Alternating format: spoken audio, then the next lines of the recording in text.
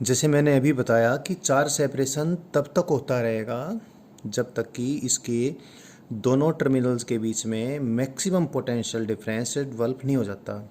और ये maximum potential difference कितना है, एक बार बता चुका हूँ लेकिन फिर भी रिपीट कर देता हूँ।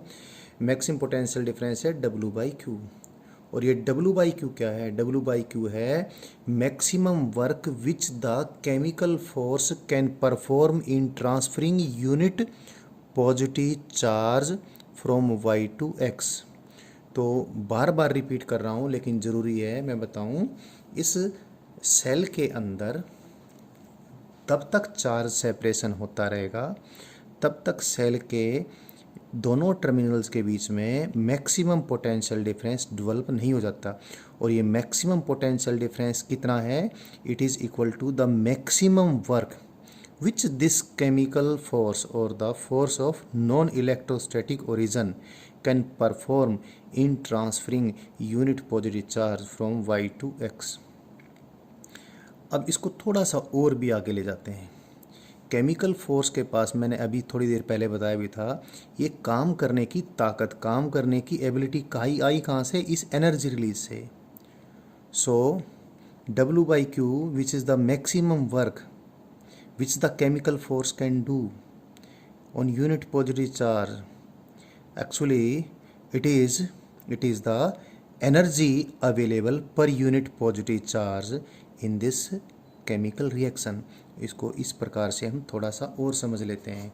तो देखें, ये केमिकल जो रिएक्शन हुई थी, इस केमिकल रिएक्शन में जब एक मॉलिक्यूल डिसोसिएट हुआ था तो एक मॉलिक्यूलर रिएक्शन में पॉजिटिव आयन के ऊपर कितना charge? P/E electronic positive charge. और नेगेटिव आयन पे कितना? नेगेटिव आयन पे कितना नेगेटिव चार्ज? P/E इतना नेगेटिव चार्ज और इतनी एनर्जी रिलीज हुई थी। अब इस बात को मैं ऐसे बोल सकता हूँ कि इस एनर्जी को की सहायता से या इसके कारण से एबिलिटी डेवलप हुई केमिकल फोर्स के पास, उसके कारण से इस एनर्जी को यूज करके chemical force P/E positive charge को किस प्लेट से? Y से X की तरफ ट्रांसफ़र करता है।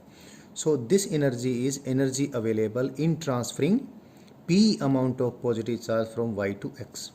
अक्सर केमिकल रिएक्शन में जो एनर्जी वगैरह रिलीज होती हैं, एक मोलिकुलर रिएक्शन के बजाय अगर मोल की भाषा में बात करूँ तो बेटर है। तो भैया जब इस इलेक्ट्रोलाइट का एक मोल डिसोसिएट होता है तो इस पॉजिटिव आयन का भी एक मोल रिलीज होगा और इस नेगेटिव आयन का भी एक मोल रिलीज होगा। और सपोज इस एक मोल डिसोसिएशन के दौरान जो एनर्जी रिलीज होती है उसको मैं U मोलर बोल देता हूँ। और सपोज एक मोल की रिएक्शन में सपोज पूरा का पूरा जितना भी चार्ज सेपरेशन होता है और वो इतनी एनर्जी को यूटिलाइज करके Y से अगर X पे ट्रांसफ़र होता है तो कितना चार्ज, कितना पॉजिटिव चार्ज Y से, Y मतलब ये देख लीजिए वापस, Y मतलब नेगेटिव इलेक्ट्रोड, X मतलब पॉजिटिव इलेक्ट्रोड। Y से X की तरफ कितना पॉजिटिव चार्ज ट्रांसफ़र होगा? एक मोलिकुलर रिएक्शन में तो P/E और एक मोल में कितना? एक मोल में P/E इंटू एवोगैड्रो नंबर। तो एक मोलर जब रिएक्शन होती है यानी एक मोल जब AB का डिसोसिएट होता है और इतनी एनर्जी रिलीज करता है तो इतना चार्ज Y से X पे ट्रांसफ़र हो सकता है। तो मैं यूँ बोल सकता हूँ कि इतने पॉजिटिव चार्ज को Y से X पे ट्रांसफ़र होने के लिए कितनी एनर्जी अवेलेबल है? इतनी। तो एक कूलम के पॉजिटिव चार्ज को यानी यूनिट पॉजिटिव चार्ज को Y से X पे ट्रांसफ़र होने के लिए, Y से X पे ट्रांसफ़र होने के लिए कितनी एनर्जी अवेलेबल है? Energy available for this amount of positive charge divide by this amount of positive charge. So this is the chemical energy available per unit positive charge inside this cell, or inside this whatever it becomes, we will call it voltage source, inside this voltage source. So this is the energy available per unit positive charge in this cell, और इससे ज़्यादा इसमें energy per unit positive charge y से x पे transfer होने के लिए available नहीं है। तो इसका मतलब ये हुआ, यही वो चीज़ है जिसको मैंने पीछे क्या लिखा था, W/Q लिखा था। यानी केमिकल फोर्स मैक्सिमम से मैक्सिमम कितना काम पर यूनिट पॉजिटिव चार्ज y से x तक ट्रांसफ़र करने में कर सकता है, जिसको मैंने W/Q लिखा था, वो इतना आया है। इसके लिए मैं एक सिंबल बना देता हूँ, कैपिटल एप्सिलॉन। सो कहने का अभिप्राय ये हुआ कि capital epsilon that is total chemical energy available per unit positive charge inside this chemical cell, that is U molar divided by Avogadro number divided by valency of ions into electronic charge, that is the maximum work the chemical force can perform in transferring unit positive charge from y to x। तो और आपको बता ही चुका, ये जो maximum work chemical force पर unit positive charge के ऊपर कर सकता है, जब तक इतना पोटेंशियल डिफरेंस दोनों टर्मिनल के बीच डेवलप नहीं हो जाता, तब तक चार्ज सेपरेशन इसमें होता रहेगा।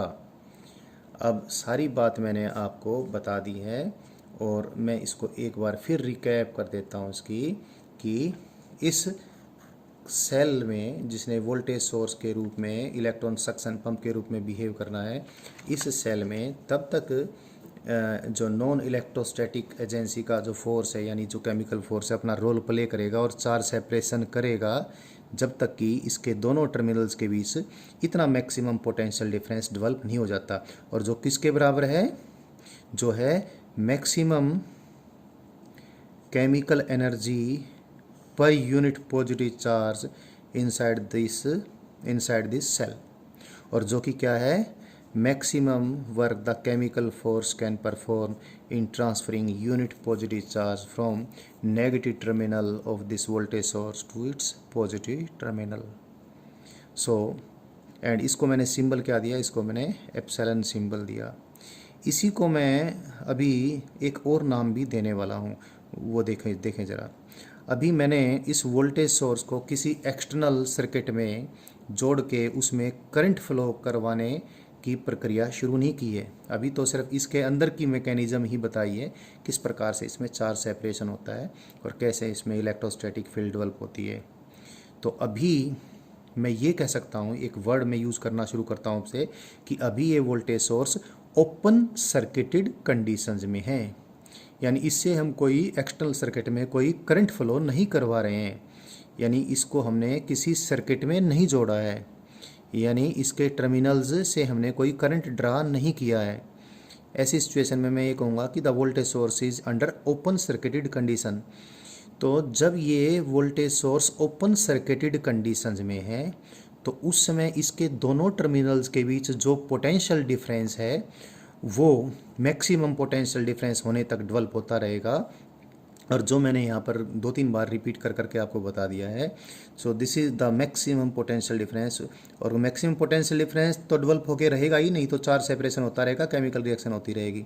सो द टर्मिनल वोल्टेज और potential difference between the two terminals of this voltage source when no current is drawn from it, that is when it is under open circuited conditions. इसको मैंने बताया कैसे क्या कुछ होता है। इसको हम एक अलग नाम देते हैं, इसको नाम देंगे हम EMF, और इसके लिए इसीलिए इसका सिंबल मैंने कैपिटल एप्सिलॉन बनाया है। तो एक बार तो मैं इसको जो मैंने नाम दिया है उस नाम को मैं रिपीट कर देता हूँ। EMF of a voltage source is the terminal voltage और potential difference between its two terminals when it is under open circuited conditions, यानी when no current is drawn from it. वो क्या है ये EMF, डेफिनेशन तो बता दी, लेकिन वो है क्या, ये मैं इस पूरी प्रक्रिया में आपको समझा चुका हूँ। तो मैंने बता दिया है EMF जो है, जो कि डेफिनेशन के अनुसार तो किसी वोल्टेज सोर्स के दोनों टर्मिनल्स के बीच में ओपन सर्किटेड टर्मिनल वोल्टेज है, लेकिन ये है क्या, this is the maximum energy available पर unit positive charge inside this voltage source. Basic बात ये है कि ये ईएमएफ है क्या, ये क्या है, फिर रिपीट कर देता हूँ, this is the maximum energy available पर unit positive charge inside this voltage source. और मैं इस फोर्स को केमिकल फोर्स कहा हूँ, तो मैं ये पहले ही बता चुका, this is the maximum work which this chemical force can do on unit positive charge in transferring it from its negative terminal to the positive terminal। अब ईएमएफ जो मैंने टर्म यूज की है ओपन सर्किटेड टर्मिनल वोल्टेज के लिए, एक ये misnomer term है, यानी ये अच्छा नाम नहीं है। एक बार इसको मैं ज़रूर बताना चाहूँगा। देखो ईएमएफ मैं अगर बोलूँ तो कोई बात नहीं, लेकिन ईएमएफ को मैं पूरा बोलता हूँ इलेक्ट्रोमोटिव फोर्स, तो कुछ गड़बड़ होने की आशंका है। पहले मैंने आपको बताया कि इसको वोल्टेज सोर्स को सीट ऑफ ईएमएफ कहेंगे, क्योंकि ये इलेक्ट्रॉन्स को मूव करने के लिए, एक्सेलेरेट करने के लिए जो फोर्स होगा इसी कारण से डेवलप होगा इलेक्ट्रिक फील्ड के रूप में, तो इसलिए इसको सीट ऑफ ईएमएफ कहा था। लेकिन अब हमने ईएमएफ एक फिजिकल क्वांटिटी बना ली है, और ईएमएफ क्या फिजिकल क्वांटिटी है, potential difference between the two terminals under open circuited conditions. तो ईएमएफ क्या है, पोटेंशियल डिफरेंस, यानी वर्क डन पर यूनिट पॉजिटिव चार्ज, जो कि फोर्स नहीं है। तो इलेक्ट्रोमोटिव फोर्स जो कि ईएमएफ की फुल फॉर्म है, उसको सुनने से ऐसा लगता है जैसे ईएमएफ तो कोई फोर्स हो, but take care, EMF is not force, EMF is potential difference between the two terminals of the voltage source when no current is drawn from it। तो बच्चों मैंने आपको किसी वोल्टेज सोर्स में जो भी एक्शन होगा जिसके कारण से उसके टर्मिनल्स के बीच में चार्ज सेपरेशन होगा, कब तक वो चार्ज सेपरेशन होगा, और उस वोल्टेज सोर्स के दोनों टर्मिनल्स के बीच में कितनी डेफिनेट वोल्टेज यानी पोटेंशियल डिफरेंस डेवलप हो जाएगी, मैक्सिमम कितनी हो जाएगी, जिसको हम ईएमएफ कहेंगे। और मैंने बताया कि जब अभी उससे करंट हम ड्रा नहीं कर रहे हैं, यानी वो ओपन सर्किटेड कंडीशन में, वो सारा कुछ मैंने आपको बता दिया है।